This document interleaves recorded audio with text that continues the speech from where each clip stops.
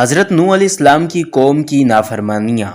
حضرت نوح علیہ السلام 950 برس تک اپنی قوم کو خدا کا پیغام سناتے رہے، مگر ان کی بدنصیب قوم ایمان نہیں لائی، بلکہ طرح طرح سے آپ کی تحقیر و تذلیل کرتی رہی اور قسم قسم کی اذیتوں اور تکلیفوں سے آپ کو ستاتی رہی، یہاں تک کہ کئی بار ان ظالموں نے آپ کو اس قدر زد و کوب کیا کہ آپ کو مردہ خیال کر کے کپڑوں میں لپیٹ کر مکان میں ڈال دیا، مگر آپ پھر مکان سے نکل کر دین کی تبلیغ فرمانے لگے۔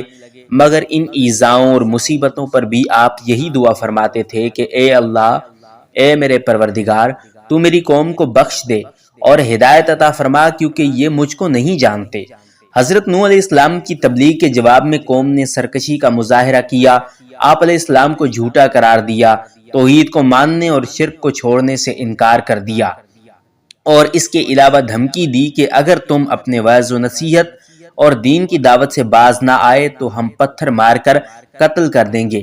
اس انکار و تکذیب اور دھمکیوں کے ساتھ آپ علیہ السلام کی شان میں گستاخانہ جملے بھی کہنے لگے کہ یہ پاگل ہے، یہاں تک کہ ایک دن وحی نازل ہو گئی کہ اے نوح، اب تک جو لوگ مومن ہو چکے ہیں ان کے سوا اور دوسرے لوگ کبھی ہرگز ایمان نہیں لائیں گے۔ اس کے بعد آپ اپنی قوم کے ایمان لانے سے نا امید ہو گئے اور آپ نے اس قوم کی ہلاکت کے لیے دعا فرمائی، اور اللہ نے آپ کو حکم دیا کہ آپ ایک کشتی تیار کریں۔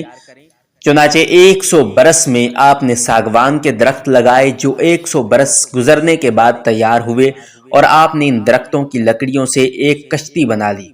اس میں 3 درجے تھے، نچلے طبقے میں درندے، پرندے اور حشرات الارض وغیرہ، اور درمیانی طبقے میں چوپائے وغیرہ جانوروں کے لیے، اور بالائی طبقے میں خود مومنین کے لیے جگہ بنائی۔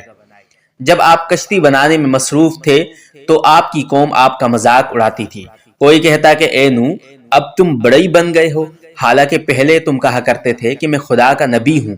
کوئی کہتا اے نوح، خشک زمین میں تم کشتی کیوں بنا رہے ہو؟ آپ علیہ السلام ان کے جواب میں یہی فرماتے کہ آج تم ہم سے مذاق کرتے ہو، لیکن مت گھبراؤ، جب خدا کا عذاب بصورت طوفان آ جائے گا تو ہم تمہارا مذاق اڑائیں گے۔ ان کی قوم پر عذاب نازل ہونے اور ان کی ہلاکت کا وقت آ گیا۔ اللہ تعالیٰ نے حضرت نوح علیہ السلام سے اس عذاب کے نازل ہونے کی علامت یہ بیان فرمائی تھی کہ جب تم تندور سے پانی جوش مارتا ہوا دیکھو تو سمجھ لینا کہ عذاب کے نزول کا وقت آ پہنچا۔ حضرت نوح علیہ السلام کے اہل خانہ کے یہ کل 7 افراد تھے، اور وہ لوگ جو حضرت نوح علیہ السلام پر ایمان لائے یہ کل 80 افراد تھے۔ صحیح تعداد اللہ ہی جانتا ہے۔ جب حضرت نوح علیہ السلام کی قوم پر عذاب آیا تو آسمان سے زبردست بارش برسی، اور یہ لگاتار 40 دن رات برستی رہی۔ پانی پہاڑوں سے اونچا ہو گیا، یہاں تک کہ ہر چیز اس میں ڈوب گئی۔ حضرت نوح علیہ السلام کا ایک بیٹا کنعان اور ایک بیوی کافرہ تھی، یہ بھی اس طوفان میں غرق ہو گئے۔ اللہ تعالی ہمیں اپنے آقا صلی اللہ علیہ وسلم کی تعلیمات کے مطابق زندگی بسر کرنے کی توفیق عطا فرمائے، آمین۔